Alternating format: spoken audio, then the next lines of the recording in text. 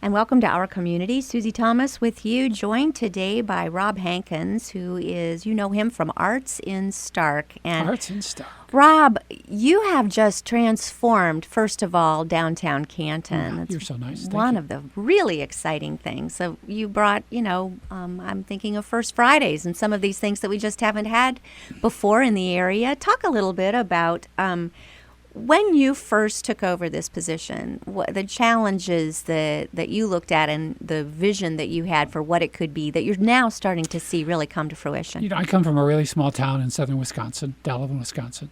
All the towns I've worked in have been pretty small. So when I came here, even though I didn't see a lot of art, I knew there were artists all over the place. So starting with the Canton Arts District in the First Friday, there are like 40 or 50 artists, in this case visual artists, who've just gotten so excited about helping revitalize this downtown. So Arts in Stark has helped, the Chamber has helped, and we just celebrated last Friday our 102nd First Friday. Amazing. Because we do them every month, and some of you people listening who don't think we're bold enough to do them in the wintertime, well, we are. That's how you get to 102 in about 7 years.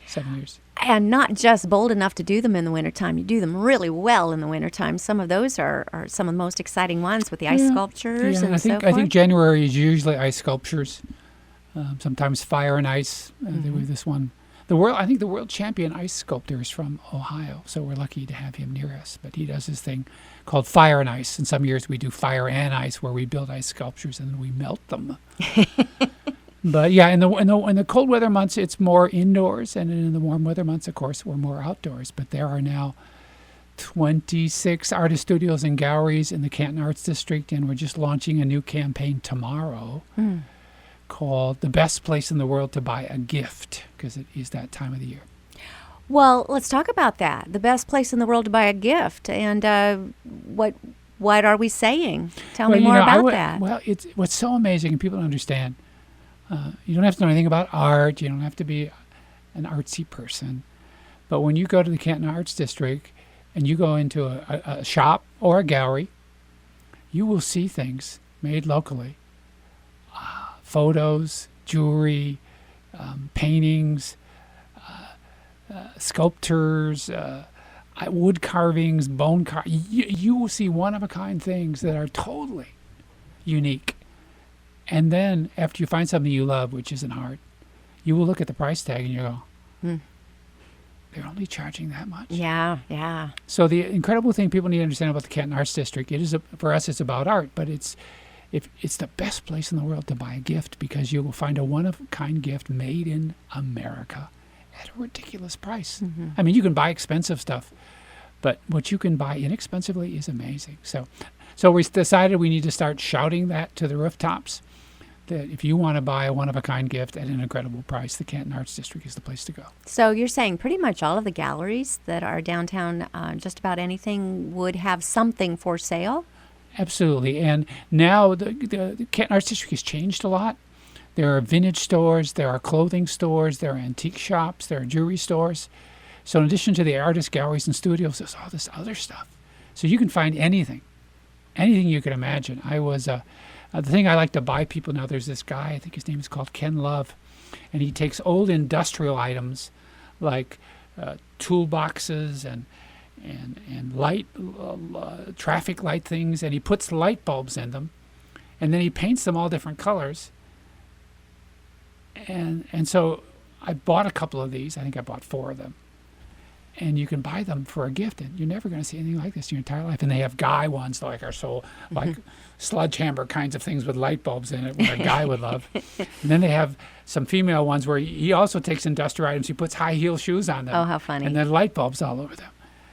Well, the price tag is just a little over $100. I mean, if you were anywhere else in the world, you would pay a couple $1,000 for that. Yeah. But this is Canton, Ohio. We have a great tradition of manufacturing. And as an artist said a couple of years ago, it's art without the attitude. That's what the Canton Arts District's all about. Don't have to be artsy. Don't have to feel uptight. Just go down and look around. I love it, and it's such a subjective thing. We are going to see something different in any piece of art, and it's going to appeal to different people in different ways, and so exciting to see that going so strong in downtown Canton. And First Friday, like you said, if you haven't been there, you really, really have to do it. Well, that's the funnest time because everyone's open. You know, people have different hours. It's not like a mall. It's not open every day. These are creative people, but on First Friday, pretty much everything's open. So it's a good time to explore. One of the things that really caught our attention to bring you on and chat with you about is the Great Mural Project. And you do an awful lot with, public arts and in different communities. It's Arts in Stark, and Stark is big. So tell us a little bit about this Great And to be Mural. specific, this is the Great Minerva There we go. Banner Mural Project. The Great Minerva Banner Mural Project. Tell us more. Well, after we practiced a little bit on the Canton Arts District, we said, we're Arts in Stark, we're not Arts in Canton. So we formed we've supported projects in all the downtowns, public art projects, arts and education projects, but we formed partnerships with Minerva Alliance, Louisville, Massillon, and Jackson to see if we can't help them reinvent some of what's happening in their downtowns. So, and once again, Arts in Stark is part of the team. We haven't done all this by ourselves. So there's a new art gallery in Minerva. You've not been to it, called the Art Spot. It's been open for 5 years now. The new restaurant, of course, the Hart Mansion on the Hill. The 2 blocks in downtown Minerva is like Norman Rockwell time. It doesn't get more perfect than that. Right. So we've done murals down there. We call them history flowers. They're metal flowers about 4 feet tall that we plant in flower boxes, and each has a historical fact on it. And the flower is then shaped to celebrate the history. Like one flower may have a football in the middle of it because it's about the time Minerva won the state football. So the most recent project we're experimenting in is called the Great Minerva Banner Mural Project. It's for Minerva, so you either have to live in Minerva or live within 5 miles of Minerva or have been born there. And by December the 31st, you need to send us an image, painting or drawing. It can be of anything. It can exist, can be new, can be existing, and we're going to pick 4 of those images, blow them up, put them on giant murals, and mount them permanently on buildings in downtown Minerva. And this can be anyone can participate. Anyone that's professional, interested. students, non-professional, amateurs. In fact, what we're doing is called a blind judging. So we have a judge, but when the judge sees the images, he doesn't know the name of the artist, he doesn't know the age of the artist, he doesn't know the experience of the artist. He just looks at the image, he or she, and says, wow, that's fabulous, or not so fabulous. So no one's resting on their laurels or any kind of reputation. It's just the work will speak for itself. Right. We have everyone has a website, so ours is artsandstark.com. So everything I'm talking about today, people say, oh, want to find out more, they can call us, or they can just click on artsandstark.com. Okay, and all of the information to be able to enter, and it'll tell you all the rules as far as being from Minerva, born in Minerva, some connection to Minerva. For artsandstark.com, possibly see your work there up on the big buildings, right? Absolutely. So cool. All right, well, that's not all. You mentioned lots of partnerships. Well, Jackson. we talk about Alliance. Let's talk about Alliance. Now, a dear friend of mine, going back years and years, opened up an art gallery in Alliance. It's got downtown? In downtown, yes. And it's kind of a jazzy, well, the last name is Lay. I know he's got a partner, but Ley. Is there Why? Uh-huh. And once again, pardon me, I always have to say this to people because some people think downtown Alliance is State Street. I mean, State Street is where all the commercial stores are. But downtown Alliance is Main Street. It's about a mile, sometimes I get my directions mixed up, a mile north of that, I'm going to say. And the first art place down there was Richie Kindler's Jupiter Studios. It is a music studio, and they display art, but it's primarily for live music and music. And that's the one I'm talking about. That's his partner, yes. Okay, great. I know the other person that's part of that. Jupiter Studios is it. It's probably the best, coolest music place. Then it is. The Troll Hole Art Emporium by Jerry and Sherry Groom opened about 2 years ago. As the largest collection of trolls in the world, 3,300 trolls on display, and a whole history of troll. Like from 1965? Yeah, right. And the Guinness Book of World Records, their plaque is in there, and you can take a tour They have a tour Wow. of the whole troll hole phenomena and a girls' room collecting trolls. Yeah. And they have a gift shop in the front of it. Fred Lee Vautour's opened Paris Marketplace, one-of-a-kind arts and crafts. Ridiculous prices.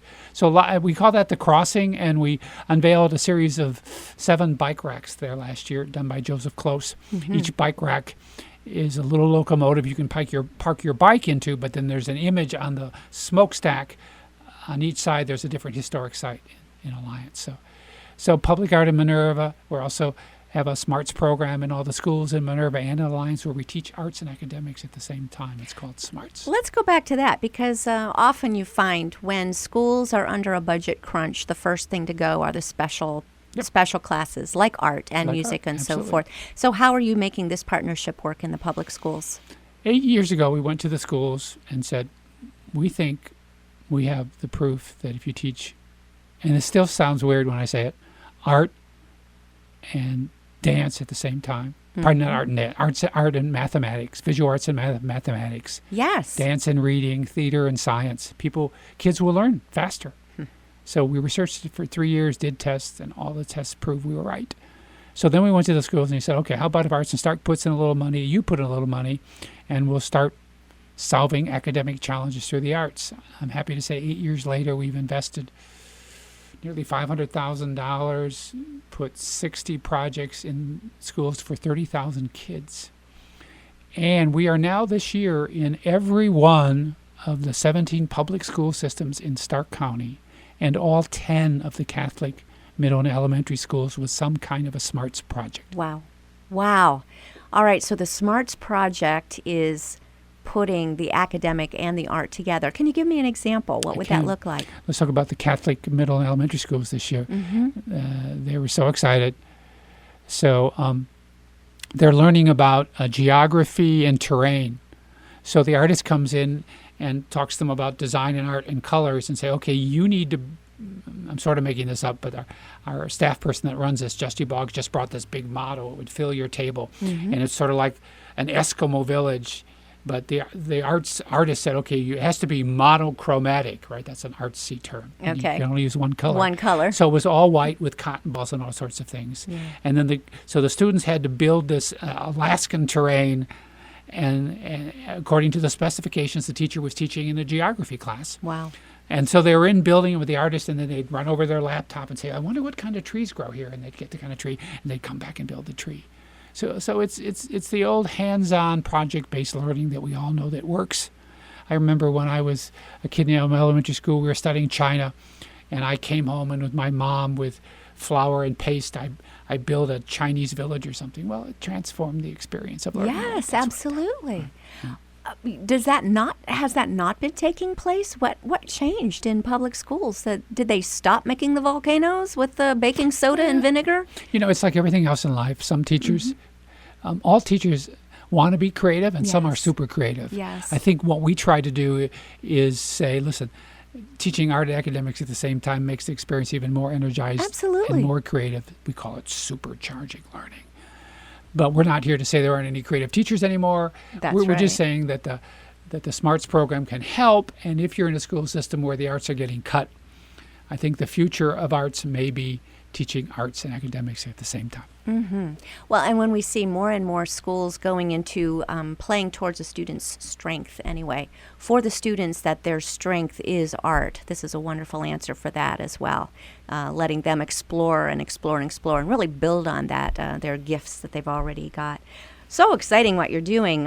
You mentioned before we went on the air, Jackson. We're going to look at the clock. We're going to have to take a little break here. When we come back from the break, let's talk about Jackson's 200th anniversary and how Arts in Stark is partnering with Jackson. And you're listening to Our Community.